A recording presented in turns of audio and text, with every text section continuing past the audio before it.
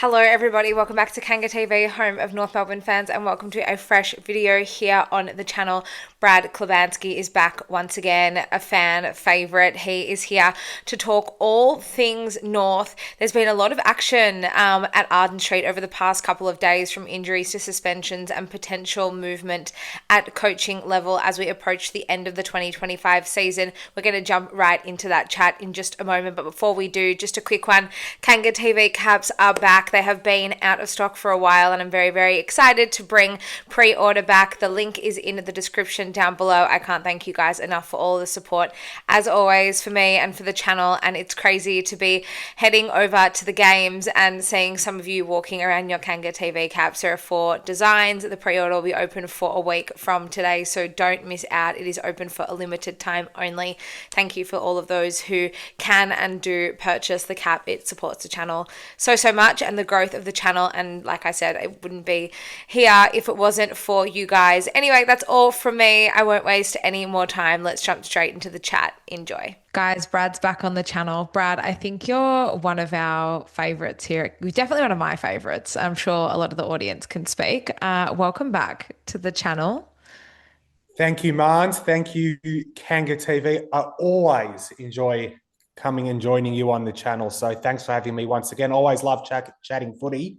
And you know I've got a soft spot for the Kangaroos. You absolutely do. Now, for those of you who don't know and haven't seen, Brad has obviously been here on the channel a few times over the course of the end of last season and this season as well. Brad's not only a very good friend of mine, but also the producer of the Shane and Buddy show. How is that going? Yes, it's been a journey. It's been excellent, actually. I'm very lucky to get to work with 2 legends of the game, 2 of my all-time favourite players. As you know, I'm a Hawthorn supporter, but to work on a weekly basis with Lance, Buddy Franklin and Shane Crawford has been an absolute honour and a privilege, and it's been unbelievable. So for those supporters of Kanga TV out there, if you haven't already, please subscribe to our YouTube channel, The Buddy and Shane Show.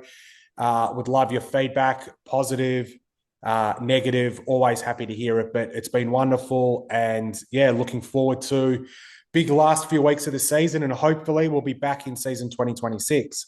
I'm sure you will. And we also post all the best bits, North related bits anyway, over on socials as well. So definitely keep your eyes across there for all the North specific talking points.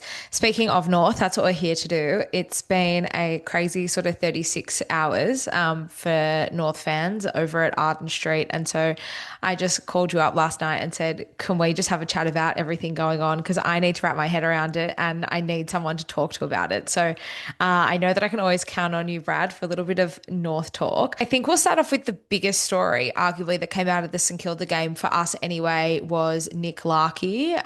He had just come back from a bit of a PCL. It wasn't so much an injury, it was more just a little bit hurt. He hurt it again late in the game on Sunday. I don't need to remind everyone what happened. Tom Morris came out on Monday and said that he won't play again this season, but Suv spoke to Channel 10 the same time yesterday and said that he's hopeful to make a full recovery and play against the Giants on Sunday. I personally can't see him playing for the rest of the year. I don't even know if it's worth risking at this point. How do you see it? Agree with you. It would be absolutely negligent and silly to play him for the rest of the year. You've got to get on a plane. You're playing GWS away. It'd be really silly. I know you said you didn't want to touch on what happened to him. I thought he should have. That was a 50-meter penalty. It was a Caminiti, I think, getting in his back.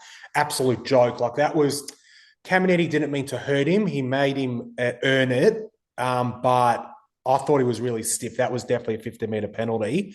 We know he copped the knock. I think it was against the Bulldogs. Was it that game? I think we kicked 4 in the first quarter, 5 in the first half. He looked really sore in that game. I think he probably pushed himself to come back sooner rather than he might have, than he should have. You could tell he was still sore. His knee was heavily taped up. He seems like an absolute legend of a person, a leader. I think he'd be a great captain of North Melbourne. He probably really wanted to be out there with his teammates, especially because it's been such a disappointing couple of weeks, post the win against Carlton, probably. But no, I would not be playing him. He should just be put on ice for the rest of the season, get that knee right, and into a really big pre-season heading into 2026.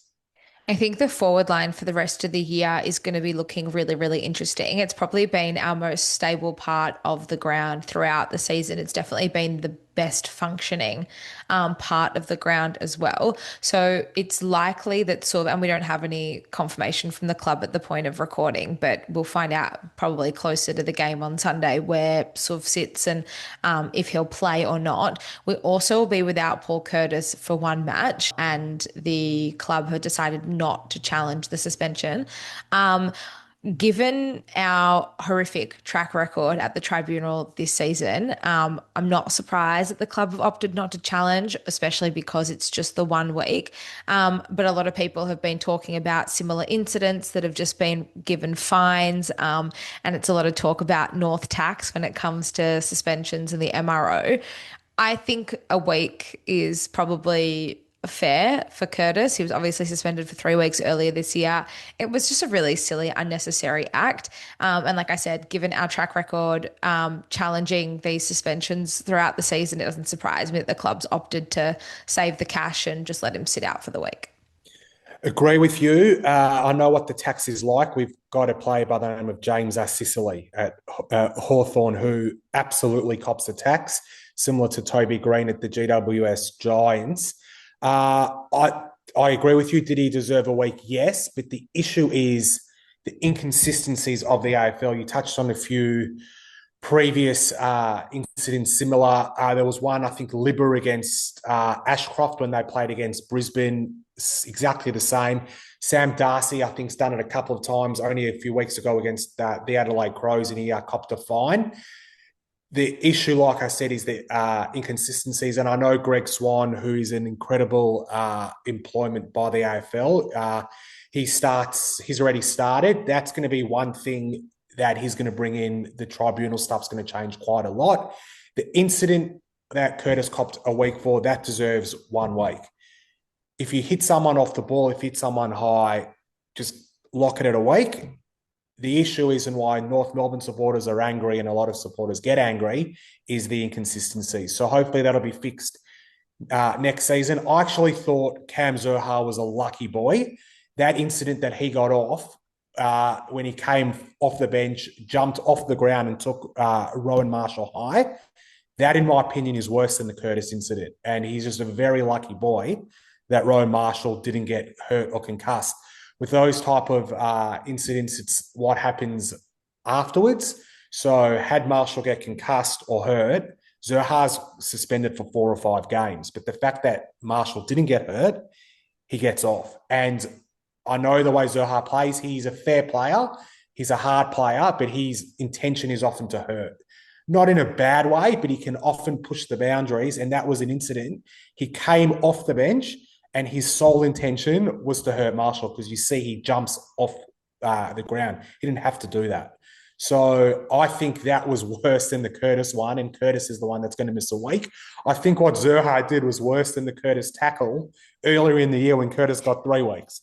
Much worse. It's just the fact that the Port Adelaide player, I think it was Josh Sin, suffered a concussion, that Paul Curtis gets 3 weeks. So again, the inconsistencies, does a player get hurt? Doesn't a player get hurt? That determines how many weeks a player gets. That's just wrong. So, as I said, that'll be fixed hopefully before the start of next season. But yeah, Curtis, unlucky based on previous, but Zurhaar, I think, is very lucky not to at least have got a week. So, you get Zurhaar's going to have to step up now. I think he's had a really good season. I think he's had an underrated season. I know Curtis probably the first half of the year before his suspension, but afterwards was probably in contention for that All-Australian, forward pocket role. He's not going to get it now. But Zurhaar's, been really good. He kicks goals, kicked multiple goals. I think he's had a really good season after signing, that long-term contract extension, when a lot of people thought he was probably going to leave North Melbourne and go to, I guess, a contending club. So a lot of times players sign these long-term contracts, they get their money, and once the contract's signed, they don't necessarily perform to the level of that contract, LDU. but I think he's had a good year. I actually think Cam has been arguably our best forward all year. I mean, he's the only one that's been there he's been there for every single game this season. This is his best season in terms of output. I think his previous best was 32 goals in a season, and he's surpassed that now with 3 games to go. Only 2 games goalless for the year, and they were both games where he was carrying some sort of injury. Rowan Marshall spoke after the game against St Kilda on Sunday and said that Bull got him in the ribs rather than got him any higher. And I think a lot of the suspensions and the MRO outcomes and tribunal outcomes are now based on outcome rather than action. And I think a lot of players are just considering themselves unlucky. I think Paul Curtis is definitely one. Jackson Archer as well earlier in the year is probably another. And I think for North, yeah, it's just hard. Like we always see, a player like you mentioned, a Darcy or a Libba, they got off with just a fine. And I feel like, and obviously every supporter thinks their own club and players are hard done by, but I think we definitely have a case to mount just the way things have gone for us this season. So I'm glad that we at least have Bull in there. He and JD will obviously be 1 and 2 up forward. It's going to be interesting to see the rest of the forward line, particularly this week. Not as much when PC returns, but Tristan Sherry will return against the Giants, which is a huge inclusion for us.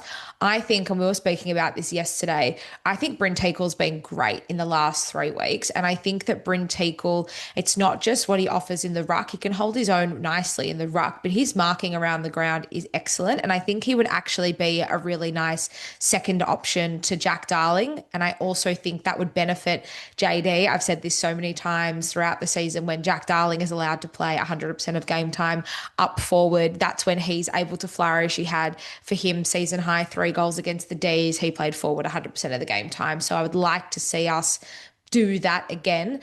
So potentially Teakle, keeping him in the side and having him as the second tall alongside JD will benefit his game. There's also been a lot of noise around a potential debut for Geordie Payne. Probably should have made his debut last week against St Kilda. He was unlucky to miss out. Even John Ralph is now on board campaigning very publicly for the debut of Geordie Payne. How do you think that forward line could potentially look against the Giants on Sunday? Yeah, I agree. I think Little Bench has looked pretty good. He got subbed out. I think he got injured. I don't think he'll play this week. Cooper Harvey's been really good as well. He'll obviously be there. I do agree with you with Teakle. I think he's performed pretty well in the ruck the last few weeks. Tristan Sherry's very tough shoes to fill, and he's come up against some pretty good ruckman in the last few weeks, and he's played really well. As you said, he's got a really good mark, really strong mark, and I think obviously with Nick Larkey 99% not going to play this week, Jack Darling's going to have to play solely as your number 1 forward. So I think Teakle will be a good backup in the ruck. Kieran Briggs, the GWS ruckman's a physical ruck, but he's not a great ruckman around the ground. Tim English absolutely smashed him last Thursday night. So to get Cherry back, I think that's going to be one area in the ground where I think you'll be able to get on top of the Giants. But yeah, for North to lose Curtis and Larkey, probably 2 of your Zerha, your 3 best forwards, an away game to GWS, who are coming off an 88-point loss in a must-win game. The timing's just not great for North Melbourne.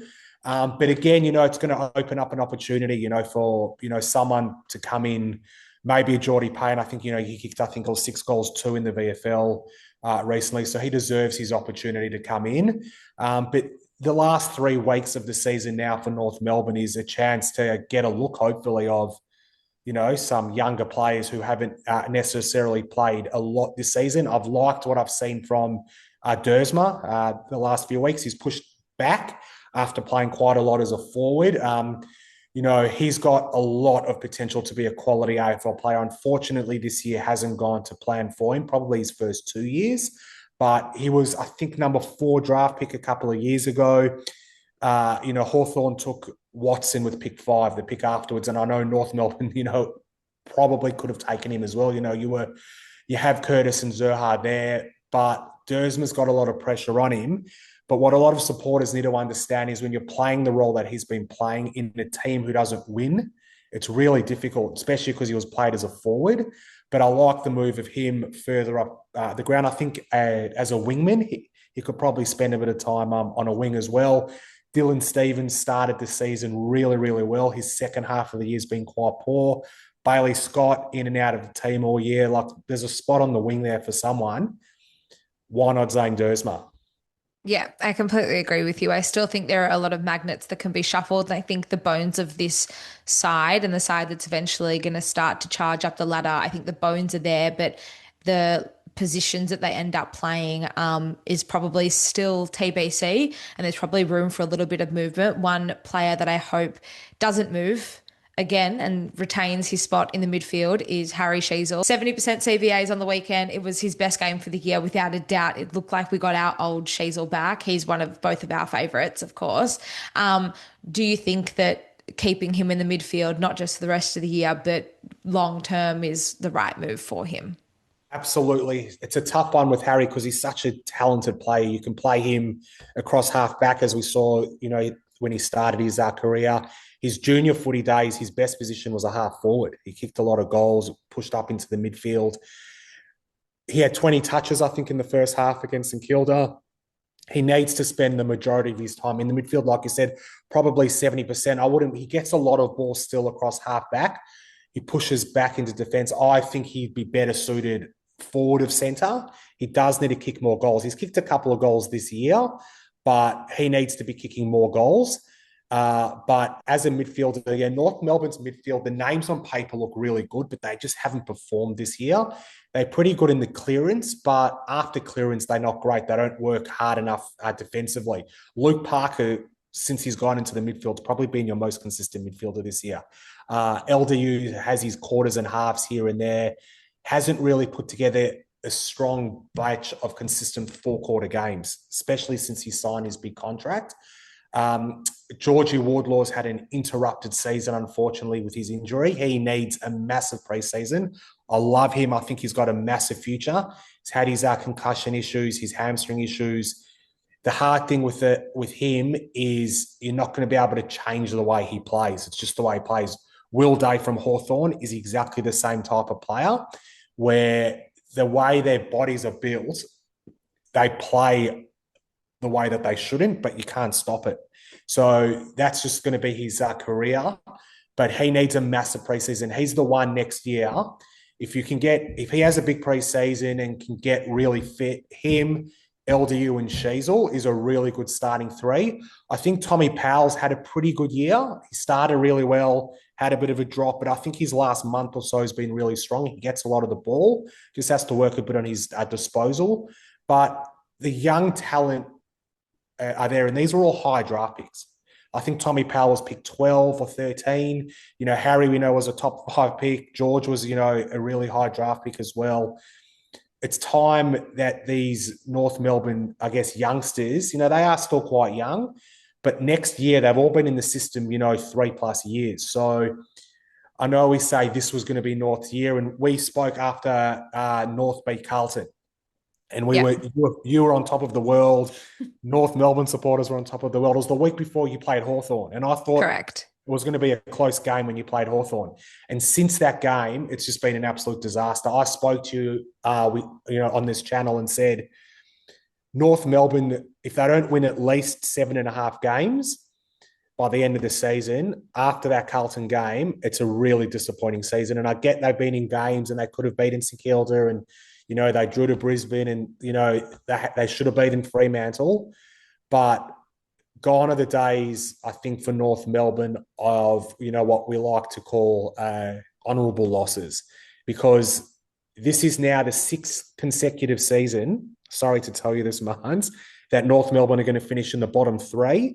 And if you lose to Richmond next week, it'll be the 6th consecutive season finishing bottom 2, which is just unacceptable.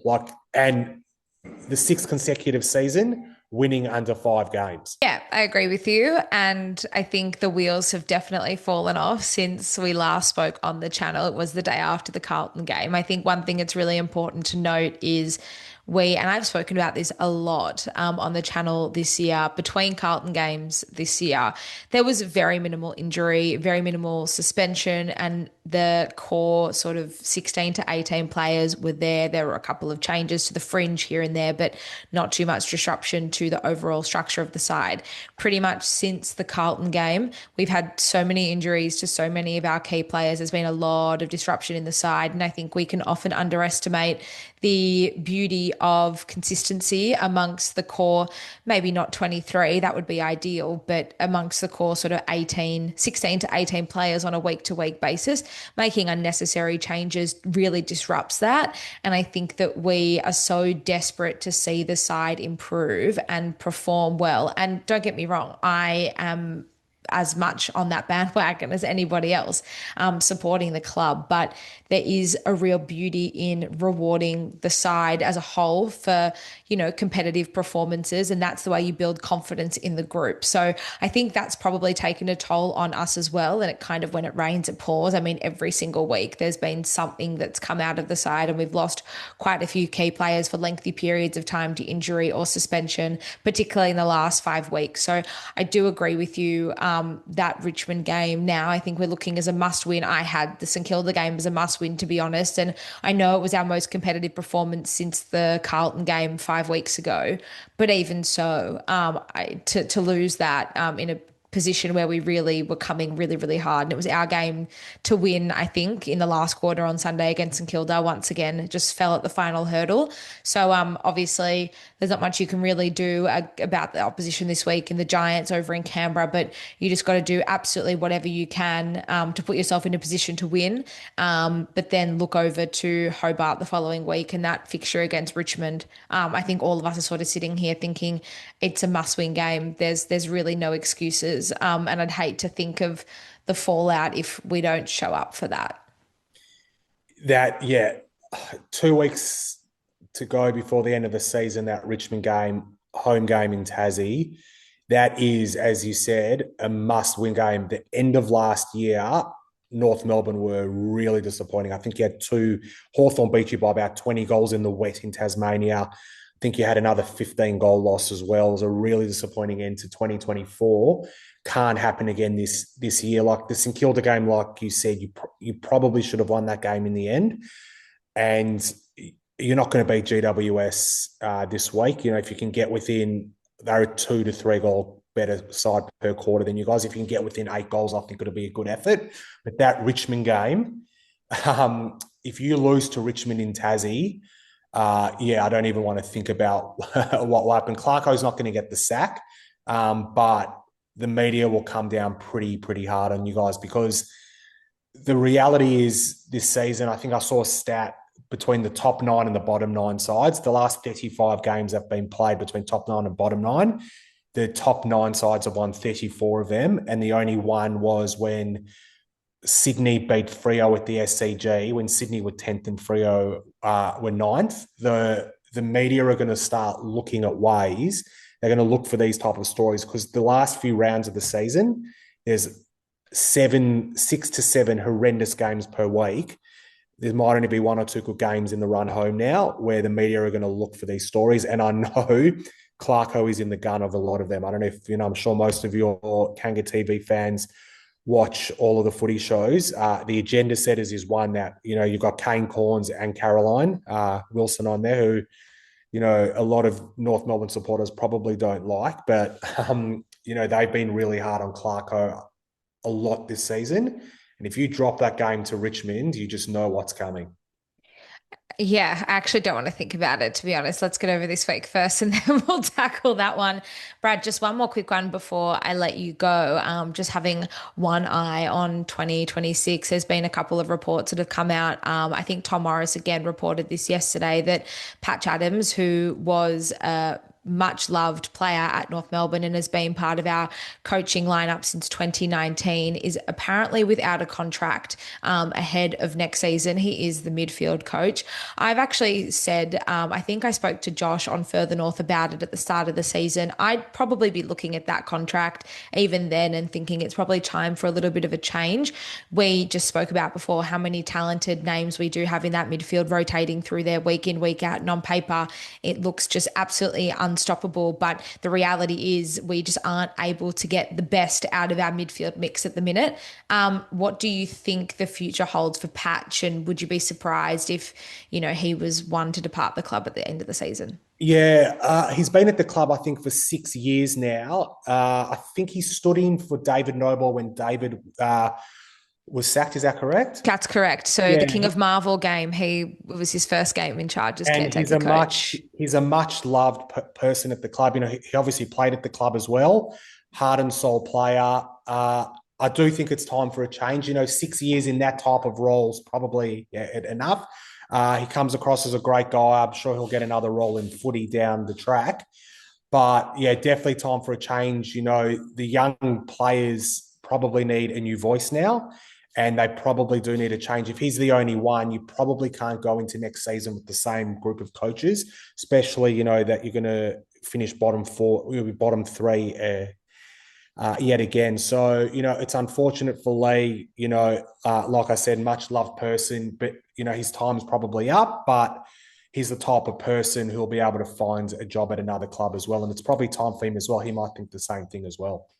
I agree. I think it's time for a few fresh ideas and a few fresh faces. Obviously, we're going to get an increase in the soft cap for next year as well. So maybe some more funds allocated to recruiting in some other assistant coaches and supporting staff. So I guess we'll just have to wait a few more weeks and then look ahead to what that coaching lineup looks like for next year. Brad, thank you so much for joining me. As always, it's a pleasure to talk all things North and footy with you. We'll be back together again sooner rather than later, no doubt. Thanks, Mines, and thanks to the Kanga TV fans out there. Hang tough, Kangaroo fans. Fingers crossed 2026 is the year. I know I said this at the end of 2024 heading into 2025, but I have faith and belief that things will come good for North Melbourne. The talent is there. We just need some experienced players like your Parkers and your Darlings that came in this year. Hopefully a couple more for the start of 2026. And I can't wait to see a Hawthorn and North Melbourne grand final in 2028 or 2029. Great. I'll hold you to that.